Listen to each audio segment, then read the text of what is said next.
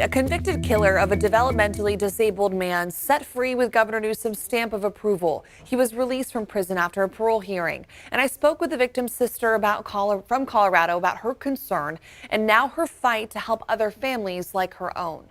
Loved being a big brother, and that's how I felt. I felt very loved as a little sister. It's been more than 40 years since Vikki VanDuyne made her last memory with her big brother, Michael Morganti. I was really tight with him, even though he was 10 years older. We grew up together. Her great memories of childhood with her brother are tarnished by what happened to him in Fresno County in 1980.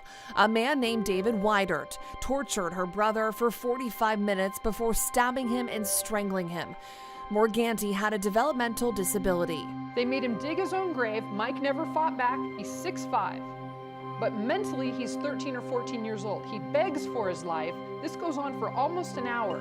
Her brother had talked with law enforcement about a burglary committed by Weidert in which Morganti was used as a lookout. In retaliation, Weidert and an accomplice forced Morganti to dig his own grave, beat him, and then buried him alive.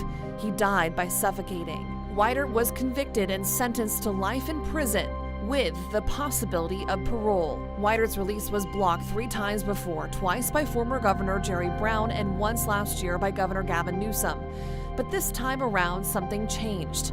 On Monday, August 16th, Weidert was released from prison on parole in San Francisco, something Vikki fought against time and time again. How do you know that you're not going to do it again? According to Weidert's lawyer, it's a matter of the law, and 3 psychologists independently concluded he was a low risk for release.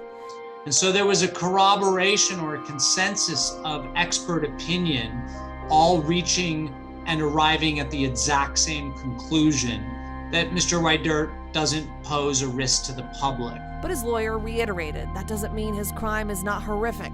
He says that's not the point here. Legally, Weidert was released and the law allowed it. He was sentenced to life with the possibility of parole. Wasn't a death sentence, and it wasn't a life without the possibility sentence. And so therefore, there has to be a respect for the law in these instances. Well, now Vikki wants to change the law. I want to change the burden from the state to the inmate, because there are bad people that should stay in prison, and he's one of them. Vikki tells me she does not want future families in the parole process to go through her pain. There are some people we have to keep in, and that's what I'm going to work on.